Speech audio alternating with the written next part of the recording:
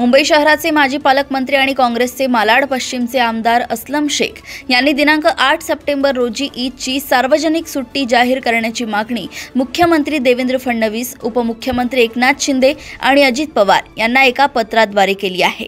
यावर्षी रबी उल अव्वल आणि शहरातील इतर मोठे सण एकाच काळात येत आहेत।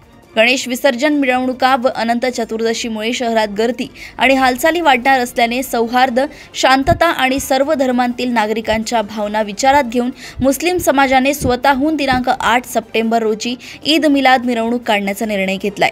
असलम शेख म्हणाले की राज्यात इतर धर्मांच्या मोठ्या सणांना सार्वजनिक सुट्टी दिली जाते, मग मुस्लिम समाजाच्या धार्मिक उत्सवाला का नाही? हा दिवस केवळ एका धर्माचा नव्हे तर सामाजिक ऐक्याचा, शांततेचा आणि भाईचाऱ्याचा संदेश देणारा आहे। धार्मिक व सामाजिक नेत्यांनीही या मागणीचे समर्थन करत राज्य सरकारकडे त्वरित निर्णय घेण्याचा आग्रह धरलाय।